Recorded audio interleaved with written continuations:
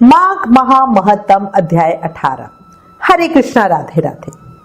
पुराणों में बताया गया है कि माघ मास में पूजा अर्चना और स्नान करने से नारायण को सरलता से प्राप्त किया जा सकता है। आप पर भी श्री कृष्ण की साक्षात कृपा है, तभी आप ये माघ महत्तम सुन पा रहे हो। वरना विश्वास रखिए, जिनके ऊपर श्री कृष्ण की कृपा नहीं होती उनके ऊपर कलयुग का इतना प्रभाव होता है कि वो 3 घंटे की पिक्चर देख सकते हैं बट कोई भी अच्छा कर्म नहीं कर सकते। अब बिना समय बर्बाद किए हुए हम श्री गणेश जी महाराज और अपने गुरुदेव को याद करते हुए माघ महत्तम का अध्याय 18 सुनेंगे। मंगलकारी देव तुम, मंगल करो गणेश, जगवंदन तुम रे करे, काटो सबके कलेश। बोलो गणेश जी महाराज की जय। गुरु मन में बैठत सदा, गुरु है भ्रम का काल, गुरु अवगुण को मेटते, मिटाते सबका भ्रम जाल। बोलो गुरुदेव महाराज की जय। कल हमने माघ महामहत्तम के अध्याय 17 में राजा चित्र की कथा को सुना, जो विष्णु भक्ति, निंदा और द्वेष करने के कारण 21 युगों तक नरकों में भटकते हुए रहे और फिर पिशाच बने और ब्राह्मण देवद्युति से मिले। अब हम आगे की कथा का श्रवण करेंगे। इतनी कथा कहने के बाद लुमेश ऋषि बोले कि देवद्युति ब्राह्मण के सद्भावना युक्त वचन सुनकर वो पिशाच रूपी राजा चित्र ने रोना बंद करके विनीत भाव से बोला, हे द्विज, मेरे किसी बहुत बड़े पुण्य की वजह से मुझको आपके दर्शन हुए हैं। बिना पुण्य के साधु की संगति नहीं होती। और फिर उस पिशाच ने देवद्युति मुनि को अपने पहले जन्म का सब वृतांत कह सुनाया। कैसे उसने भगवान विष्णु से द्वेष किया, कैसे इसी कारण से उसकी इतनी बुरी दशा हुई। पूरा वृतांत सुनने के बाद वो पिशाच रोने लगा और बोला, जिस श्री हरि विष्णु का नाम यदि अंत समय में मनुष्य के मुख से निकल जाए तो वो मनुष्य भी विष्णु पद को प्राप्त हो जाता है। जो सबका पालन करते हैं उसी से मैंने द्वेष किया। ये सब मेरे कर्मों का ही दोष है। जिसकी ब्राह्मण तप द्वारा प्रार्थना करते हैं, ब्रह्मादि देवता, सनकादि ऋषि जिसको मुक्ति के लिए पूजते हैं, जो आदि मध्य और अंत में विश्व का विधाता और सनातन है, जिसका आदि मध्य और अंत है ही नहीं, उस भगवान के साथ मैंने द्वेष किया। जो कुछ पुण्य मैंने अपने पहले के जन्म में किए वो सब भगवान विष्णु के द्वेष रूपी अग्नि में जल के भस्म हो गए। यदि किसी प्रकार मेरे इस पाप का नाश हो जाए तो मैं सदैव भगवान विष्णु का पूजन करूंगा। विष्णु भगवान से द्वेष करके मैंने बहुत दिनों तक नरक यातना भोगी और अब पिशाच योनि में पड़ा बड़ा दुख पा रहा हूं। इस समय मैं किसी अच्छे कर्म के योग से आपके आश्रम में आया हूं, जहां पर आपके सूर्य रूपी दर्शन ने मेरे दुख समान अंधकार को दूर कर दिया है। अब आप कोई ऐसा उपाय बताएं जिससे मेरी ये पिशाच योनि दूर हो जाए, क्योंकि सज्जन पुरुष उपकार करने में देर नहीं करते। पिशाच की ये बातें सुनकर देवद्युति मुनि कहने लगे कि ये माया देवता, मनुष्य, असुर सबकी स्मृति को मोहित कर देती है, जिससे धर्म का नाश करने वाला द्वेष उत्पन्न हो जाता है। जगत के उत्पन्न करने, रक्षा करने और नाश करने वाले जो सब प्राणियों की आत्मा है, क्या उनसे भी लोग द्वेष करते हैं?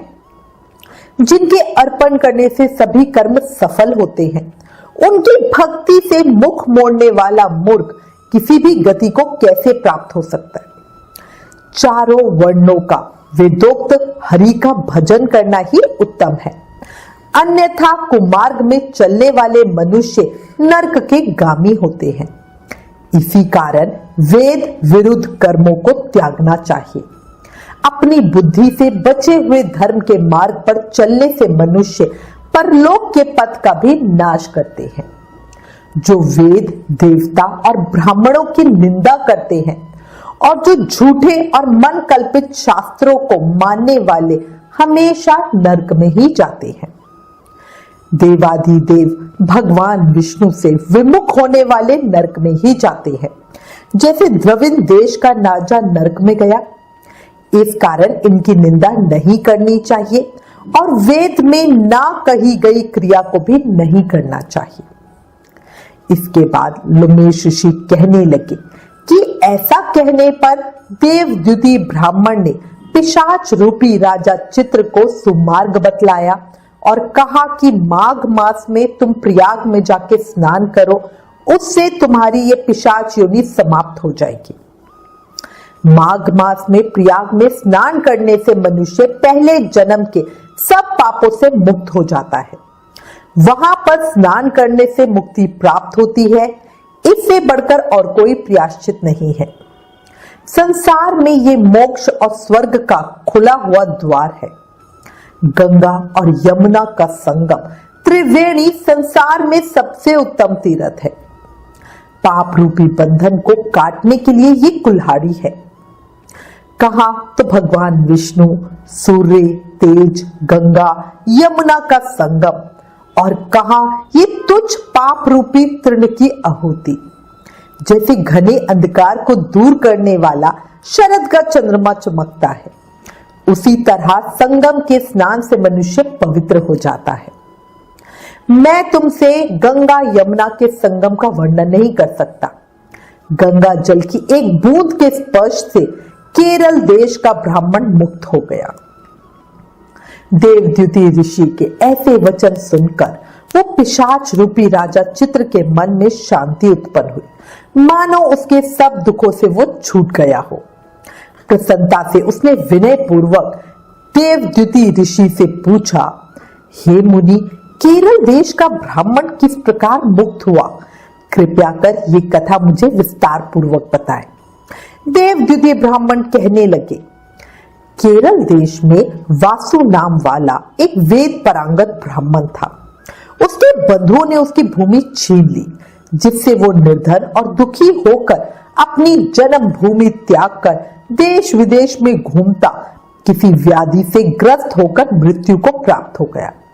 उसका कोई बांधव ना होने के कारण उसकी और्ध्व वैदिक क्रिया नहीं हुई और ना ही उसकी दह क्रिया हुई। इस प्रकार क्रिया के लोप होने से निर्जन वन में वो प्रेत होकर चिरकाल तक फिरता रहा।